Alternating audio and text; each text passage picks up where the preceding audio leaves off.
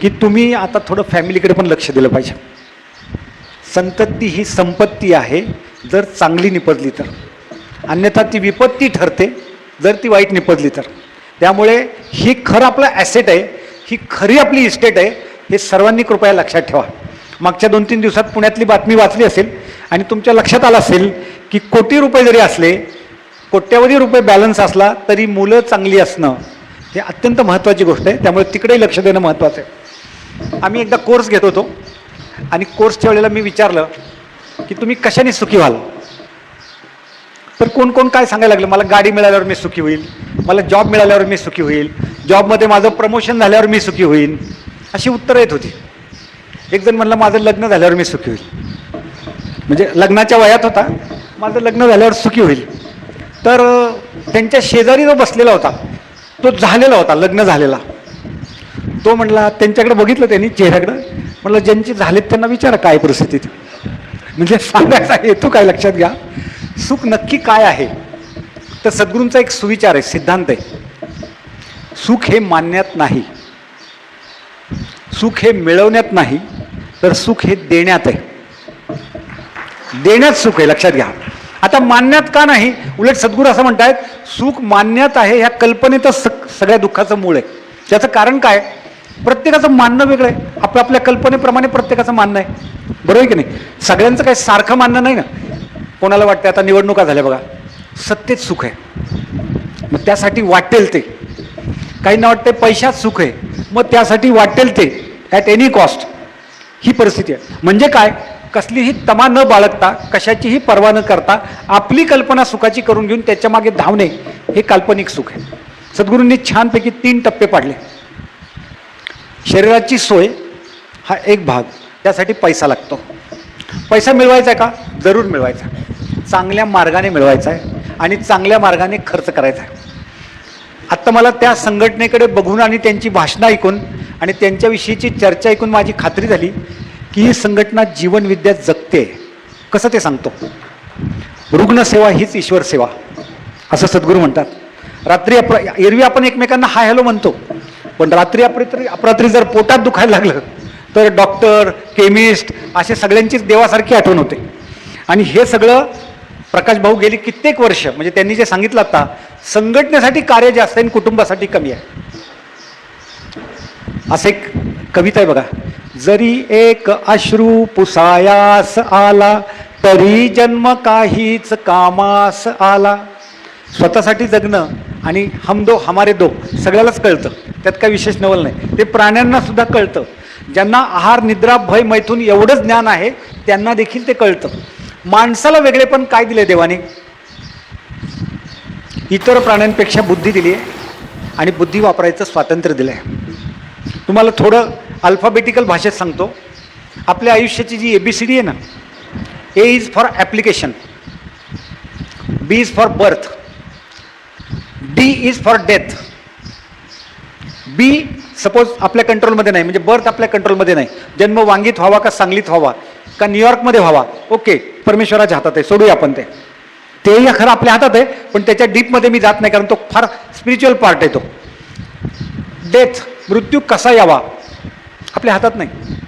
2 मुलं परवा चालत होती रस्त्याने आणि तो बेभान होऊन चालवत आला गाडीने, त्यांनी ते 2 तरुण, एक मुलगा एक मुलगी, ते मारले.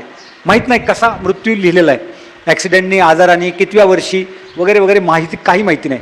So B is beyond control, आपल्या कंट्रोलमध्ये नाही. D पण आपल्या कंट्रोलमध्ये नाही.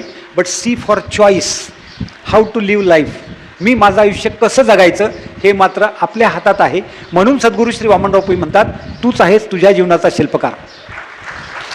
नशीब ही गोष्ट जीवनविद्येला मान्य नाही. 10% गोष्टी फक्त सद्गुरूंनी नशिबात टाकलेत. अपघात, भूकंप, पूर अशा गोष्टी फक्त 10%. 90% जीवन आपलं आपल्या हातात आहे. एक मुलगा एक मुलगा आणि त्याची आई, म्हणजे शाळकरी मुलगा आणि त्याची आई असे एका ज्योतिषाकडे गेले होते. ज्योतिषाने त्या मुलाचा हात पाहिला आणि सांगितलं, आवाज येतो ना शेवटपर्यंत, सांगितलं की ह्या मुलाच्या हातावर शिक्षणाची रेषा नाही, त्यामुळे हा पुढे शिकू नाही शकणार आहे. कसा बसा 10वी 12वी होऊन आपलं पोट भरेल. परत निघताना आता मुलगा काय म्हणतात, स्मार्ट मुलगा, त्यांनी विचारलं काकांना, त्या ज्योतिषी काकांना, की तुम्ही म्हणता माझ्या नशिबात शिक्षण नाही, तर ही शिक्षणाची रेषा असते कुठं? मग त्यांनी त्याचा हात घेतला आणि त्याला ती रेषा दाखवली की ह्याच्यात शिक्षण असतं आणि हे असेल तरच शिक्षण होतं. बघा, तर घरी गेल्यावर त्याला वाईट वाटलं, अरे यार आपल्या नशिबातच शिक्षण आहे, असं कसं काय? आई झोपल्यावर मध्यरात्री उठून त्यांनी किचनमधली सुरी घेतली आणि जिथं काकांनी ती दाखवली, ती ज्योतिषी काकांनी, तिथं रेषा मारली. हात रक्तबंबाळ झाला. त्याच्या रडण्यामुळं आई जागी झाली. तिने काय हळद लावली असेल, मलमपट्टी केली आणि दुसऱ्या दिवशी त्या ज्योतिषी काकांकडे घेऊन गेली आणि ती म्हणली ह्याला जरा समजावून सांगा, ह्याने असा केला उद्योग. तो तिने आईने वर्णन केला. ते म्हणाले, अरे बाळा, आर्टिफिशियल रेषा कामाची नाही, कृत्रिम रेषा काही कामाची नाही, ती ओरिजिनल भगवंताने तुझ्या हातावर द्यायला पाहिजे होती, ती दिलेली नाही. पोरगा माघार घेणारा नव्हताच, शाळेतला असला तरी. त्यांनी विचारलं, काका उच्च शिक्षण घ्यायला लोक कुठे जातात, एकदम टॉपचं एज्युकेशन कुठे होतं? मग त्यांनी 2 युनिव्हर्सिटीची नावं सांगितली, एक केम्ब्रिज आणि दुसरा ऑक्सफर्ड. इथं लोक उच्च शिक्षण घ्यायला जातात म्हटले. मग त्यांनी आईकडे एक नजर टाकली, काकांच्याकडे एक नजर टाकली आणि त्यांना की जी 2 नावं तुम्ही सांगितली आता, तिथं मी शिकायला जाईन. प्रवेश मिळणंच कठीण आहे तुम्ही म्हणता ना, तिथं मी शिकायला जाईल, नवे ते विद्यापीठ मला शिकवायला तिथं बोलवेल, हे मी आता तुम्हाला प्रॉमिस करतो म्हटला. आणि त्यानंतर हा झाला प्रतिज्ञेचा भाग, हा झाला इच्छेचा भाग, हा झाला मनात केलेला संकल्प. आता त्याला जोड कशाची लागते? सद्गुरू म्हणतात प्रयत्नांची. नुसती स्वप्न बघून होईल का? नाही, पण प्रयत्नांची जोड ह्या मुलाने अशी दिली की तो त्या विद्यापीठामध्ये शिकवायलाही गेला आणि फॅकल्टी म्हणून त्या मुलाला तिथे शिकायलाही बोलवलं. आता त्या मुलाचं नाव तुम्हाला सांगतो मी, भारताचे राष्ट्रपती झालेले डॉक्टर सर्वपल्ली राधाकृष्णन. हिंदीमध्ये एक म्हण आहे, हाथों की रेखाएं भविष्य तय नहीं करती, हाथों की रेखाएं भविष्य तय नहीं करती, क्योंकि जिनके हाथ नहीं होते उनका भी भविष्य होता है. हे लक्षात ठेवायचं आपण. आणि म्हणून नशिबावर हवाला न ठेवता प्रयत्नांची पराकाष्ठा करणं, प्रयत्नांमध्ये सातत्य असणं हे खूप महत्त्वाचं आहे. आणि आपलं जीवन सुखाचं करायचं असेल तर जनरली आपल्यावर संस्कारच असे केलेले असतात, आपल्यापुरतं बघायचं, हम दो हमारे दो. जॉईंट फॅमिलीमध्ये सुद्धा बघा, वरचं काढून ठेवायचं, संध्याकाळी आमचे हे आल्यावर मग ती वाटी काढायची. बरोबर ना? काय म्हणतात त्याला, पिसेस काय जे असेल, तरी बिरी रसा विसा काय. हे न होता जेव्हा आपण सगळ्यांचा विचार करतो तेव्हा सगळे आपला विचार करतात. त्यांनी संघटनेचा अनेक वर्ष विचार केला, मग दुकानाला आग लागल्यानंतर संघटनेने पण त्यांचा विचार केला. सगळ्यात जास्त गरज असती माणसाला माणसांची, आणि ते कोविडने आपल्याला सगळ्यांना शिकवलंय की माणसांची गरज आहे. भले पैसेवाले श्रीमंत लोक सुद्धा ऑक्सिजन मागत होते, तेव्हाही पर्यावरणाचं महत्त्व कळलं की अरे ऑक्सिजन किती किमतीचा आहे. म्हणजे बघा, मी कधी कधी विचार करतो की सद्गुरू म्हणतात निसर्ग रूपाने परमेश्वरच प्रगट झालाय, तुमच्या माझ्या रूपाने सुद्धा परमेश्वरच प्रगट झालाय. तीच उपाधी आपल्या सगळ्यांची त्यांनी धारण केलेली आहे. मग निसर्गच फक्त असा करतोय की तो फक्त सुख देतोय, तो फक्त आनंद देतोय. माणूसच असा आहे, फक्त मला द्या, मला द्या, मला, माझं, मी आणि माझी फॅमिली, ह्याच्या बाहेर माणसाला पडताच येईना. ही खरी अडचण आहे माणसाची, आणि ही सुखातली खरी अडचण आहे, हे लक्षात घ्या. म्हणून सद्गुरू काय म्हणतात, इतरांच्या सुखात आपलं सुख लपलेलं आहे आणि दुसऱ्यांच्या दुःखात आपलं दुःख दडलेलं आहे. जितकं तुम्ही लोकांना सुखी कराल ना, तितकं सुख तुमच्यावर अक्षरशः अभिषेक करील सुखाचा, वर्षाव करील सुखाचा. फक्त सर्वांसाठी. आता आमच्या प्रार्थनेतली मागणी काय बघा, काय वेगळं नाही मागितलेलं, सगळेच देवापुढे जाऊन हेच मागतात. काय? सुखी ठेव, आनंदात ठेव, समाधानी ठेव, समृद्ध ठेव, जिथं जाईल तिथं मला यश मिळू दे. हे फक्त यात बदल काय केला प्रार्थनेत सद्गुरूंनी, मलाच्या ऐवजी सर्वांना. सर्वात सर्वेश्वर आहे आणि त्या सर्वेश्वराचे आशीर्वाद आपल्याला घ्यायचे आहेत, आणि आशीर्वादाने आपण पुढे जातो. आशीर्वाद ही फार मोठी संपत्ती, हे लक्षात घ्या. त्यामुळे त्यातून आपल्याला पुढे जाता येतं, कारण समाजाचे आपल्यावर उपकार आहेत. मी तुम्हाला एक प्रश्न विचारतो, 1 कप चहा करायला किती हात लागतात, कोण सांगेल? किती हातांनी 1 कप चहा बनतो? आपण काय गप्पा मारतोय छान, काय मी काय फार विशेष तुम्हाला सांगायला, सद्गुरूंचा पोस्टमन म्हणून मी तुमच्या समोर आले, बस सिंपल. जे 2 हात लागतात, बरोबर? 50च्या पुढे हात लागतात. अमृततुल्य असेल तर त्यांना वाटलं असेल अजून जरा लोक पाहिजेत तिथं, बरोबर ना? लक्षात घ्या, सद्गुरू सांगतात हजारो हात लागतात तेव्हा समोर एक कप चहा येतो.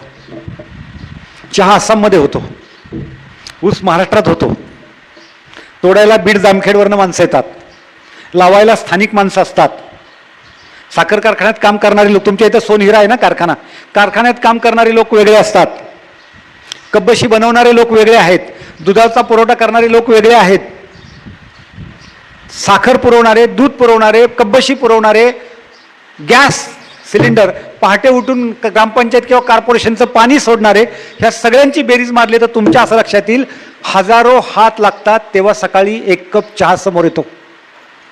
किती ऋण आहे आपल्यावर समाजाचं, कल्पना करा. सकाळी उठल्यानंतर ब्रशसाठी घेतलेली पेस्ट किंवा टूथब्रश तिथपासून ते रात्री झोपण्याचं बेडशीट इथपर्यंत एकही गोष्ट आपण बनवत नाही, कुणीतरी आपल्यासाठी झटतंय. त्यामुळे डॉक्टरांना तर सद्गुरूंनीच नेक्स्ट गॉड म्हणलेलं आहे. डॉक्टर हा देवानंतरचा नंबर आहे. शरीर कॉम्प्लिकेटेड आहे सगळं. विज्ञान सांगतंय की अजून आम्हाला 30% पर्यंत साधारण शरीर समजलंय, इतके कॉम्प्लिकेशन आहेत. पहिले कृतज्ञ राहा, पहिले आभार माना परमेश्वराचे. सकाळी उठल्यानंतर आज 700 कोटी लोकांची संख्या जगामध्ये, अर्धी पृथ्वी अंधारात आहे असं धरलं तरी 350 कोटी लोक झोपतात आणि सगळेच सकाळी उठत नाहीत. 5चा गजर लावलाय म्हणून माणूस जागा होत नाही. 4:45ला कळ आली तर कार्यक्रम संपून जातो, अर्ध टपाल जातं, बरोबर ना? म्हणजे काय तर पहिली देवाची कृपा, की देवा तुझ्या कृपेमुळे आज मला सकाळी जाग आली, त्याचे पहिले आभार माना. मगाशी त्यांच्या आईवडिलांचा उल्लेख झाला, आपल्या विजय भाऊंनी केला उल्लेख तो, की त्यांचे ऋण आपल्यावर इतके आहेत. आपण श्रावणबाळाच्या गोष्टी ऐकतो, आपण पुंडलिकाच्या गोष्टी ऐकतो, आपण प्रत्यक्षात काय आज कुटुंबामध्ये मी पाहतो भावाभावांमध्ये आई वडिलांच्या वाटण्या चाललेल्या असतात. 6 महिने तिकडं 6 महिने इकडं, ही परिस्थिती असते. तारीख बघतात कॅलेंडरवर लिहून, आठवडा झाला जास्त तरी अजून आला नाही न्यायला. अरे ज्यांच्यामुळे आपण हे जग बघितलंय, ज्यांच्या ऋणात आपण जन्मोजन्मी राहायला पाहिजे, त्यांचा जर आपण हिशेब करणार असू, त्यांच्या जर आपण डायरीत काय किती लागला औषधन, किती किराणा लागला हे लिहिणार असू, काय त्या जिंदगानीत अर्थ आहे का मला सांगा तुम्ही? लोकांसाठी आपण कधी करणार? आई वडिलांच्या विषयी कृतज्ञ असणं ही सुद्धा खूप महत्वाची गोष्ट आहे, लक्षात घ्या तुम्ही. पत्नीविषयी आपल्या कृतज्ञ असणं. सकाळी एक कप चहा दिल्याबरोबर थँक्यू म्हणा, बायकोला सुद्धा म्हणा थँक्यू. एक माणूस मला सांगत होता, माझी बायको ना पुरणपोळ्याची आमटी फार भारी करते म्हणला, कटाची आमटी 4-4 वाट्या पितो म्हणला. मी म्हटलं कधी असं वाटलं का की तिचं खूप कौतुक करावं, यार आमटी करावी तर तूच. काय म्हणावं त्यांनी, काय उपकार करतोय काय, मी नाही का काम करत बाहेर? अरे बोलायचंय साधं, तिने पहाटापासून वाटलं घातलं सगळं केलं, नुसतं म्हणायला काय जातंय कौतुक करायला? कौतुक ही उपासना आहे, कौतुक ही भक्ती आहे.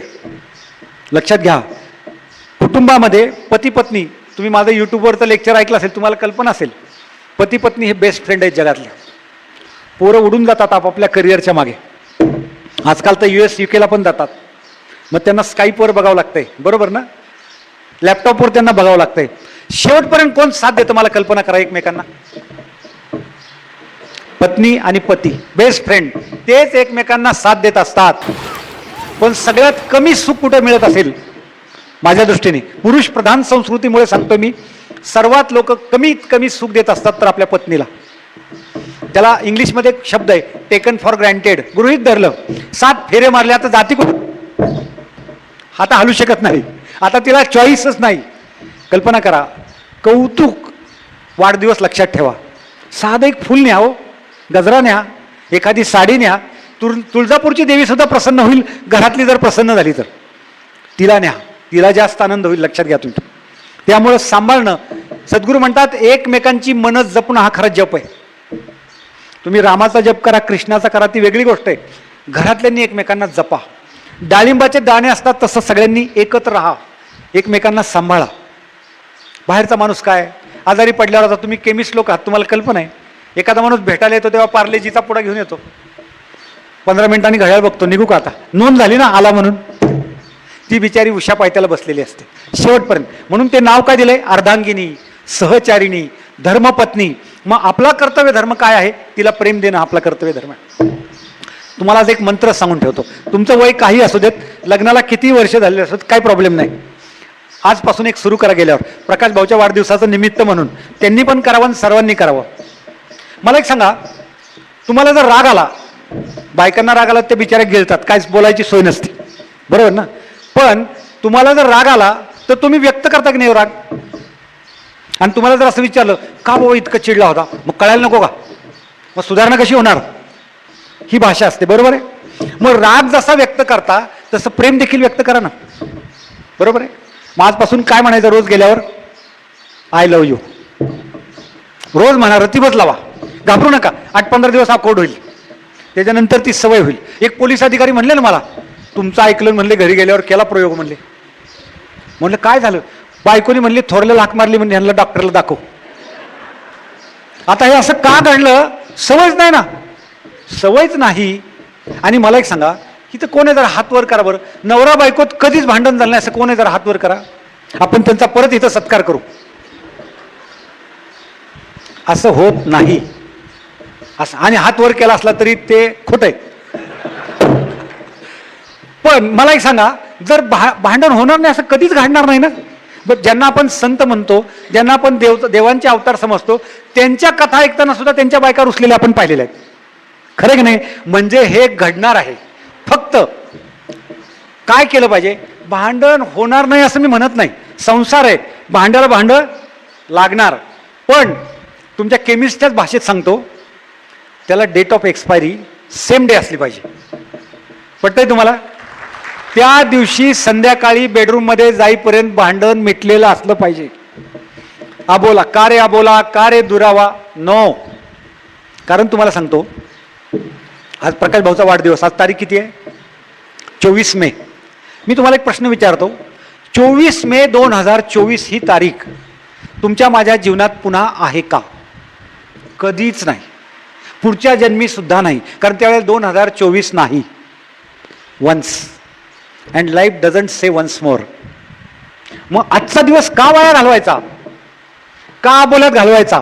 का भांडणात घालवायचा? का नाही मिटवून घ्यायचं? आमचे प्रल्हाद दादा छान सांगतात, सद्गुरूंचे सुपुत्र, माफ करा आणि मन साफ करा. आपल्याला माफ करता पण आलं पाहिजे आणि माफी मागता पण आली पाहिजे. किती पुरुष इथं आहेत जरा मला सांगाल का? खरंच आपलं चुकलं असलं आणि आपण बायकोवर चिडलो तर थोड्या वेळाने असं म्हणता येईल की सॉरी, चुकलं, माझ्याकडनं जरा जास्तच बोललो, कारण बाहेर जरा गडबड झाली होती आणि तेच डोक्यात घेऊन मी इथं आलो होतो, तर सॉरी असं म्हणायची किती लोकांची तयारी? जरा हातवर करा. बघा, साधारण 15 हात आहेत. बाकीच्यांचं म्हणणं आहे मग डोक्यावर मिऱ्या वाटल्यावर काय करायचं? रुकवतात, ग्राइंडर आलाय, मिक्सर आलाय, असू द्या ना, काय डोक्यावर कशाला मिऱ्या वाटेल? आणि स्त्रियांना सुद्धा सांगतो, आपला नवरा घरी आल्यानंतर बाहेरच्या कामाचं, मार्केटमधलं जे काही टेन्शन असतं ते जरी तो कॅरी करत घरी आलेला असला तरी तुमच्या स्माईलने, तुमच्या हास्याने त्याचं सगळं टेन्शन संपलं पाहिजे. नवे आता मे महिन्याचे दिवस आहेत ना, तुम्ही जर असा पदर समोर धरला आणि घाम पुसला ना, त्याच्या अख्ख्या दिवसाचा सीन गेला बघा. हे सुख आहे ना, ह्याच्यापेक्षा वेगळं सुख काय असतं? बरोबर आहे की नाही? हसणं. कोविडपासनं विजय भाऊ माणसं हसायची बंद झालेत, हसतच नाहीत लोक आता, इतकी सिरियस वागतात, मला नवल वाटतं. म्हणजे काय की इंग्लिशमध्ये एक म्हण आहे, laughter is the best medicine. तुमचे हार्टवाले डॉक्टर सांगतात ना, हसत राहा, आनंदी राहा, हास्य क्लबला जा. हेतू काय त्यातला? मोकळं होतं, सगळे स्नायू मोकळे होतात, हार्ट मोकळं होतंय. मी चांगलं वाक्य वाचलं कार्डिओलॉजिस्टच्या ह्याच्यामध्ये, heart is a machine that works for 24 hours and so many years, so keep it happy whether it is yours or others. आनंदी ठेवा, स्वतःही आनंदी राहा आणि दुसऱ्यालाही आनंद देत राहा. हे गमक आहे काय म्हणायचं, सुखी असण्याचं. स्त्रियांना सांगतो, घरी आल्या आल्या पोरांनी दिवसभरात काय काय उद्योग केलेत त्याची यादी लगेच वाचायला सुरुवात करू नका. छान वेलकम करा, छान स्वागत करा नवऱ्याचं घरात. चहा, कॉफी, पोहे काय पाहिजे असेल ते बनवून द्या. नवे आधीच तयार ठेवा. उपवास 2 कमी करा. पण वाडवडिलांनी सांगितलं ना, पती हा परमेश्वर आहे, पहिलं त्याला सांभाळा, पतीला सांभाळा आणि स्माइलिंग फेस ठेवा. मी सांगतो ना, तुम्ही लोक ब्युटी पार्लरला जाता, कशासाठी जाता?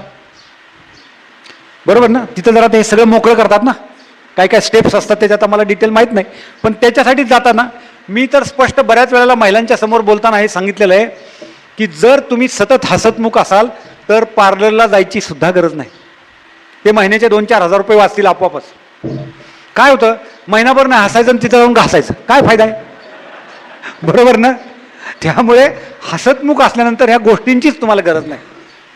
वृद्ध आईवडिलांना सांभाळताना त्यांना कसा आनंद देता येईल. आजकाल सोशल मीडियावर असल्यामुळे, मोबाईलच्या स्क्रीनवर असल्यामुळे आईवडिलांशी संवाद कमी झालेला आहे मुलांचा. मुलं आईवडील यांचा संवाद कमी झाला आहे, आजी आजोबांशी संवाद कमी झालेला आहे. त्यामुळे काय होतं आहे, दुरावा वाढत चालला आहे. जरा बघा, सहवासाचं सुख आहे, संवादाचं सुख आहे, एकमेकांना सन्मान देण्याचं सुख आहे, एकमेकांची स्पेस जपण्याचं सुख आहे. हे सगळी सुख आपण सहजगत्या देऊ शकतो, फक्त त्याच्यासाठी थोडासा वेळ काढावा लागतो.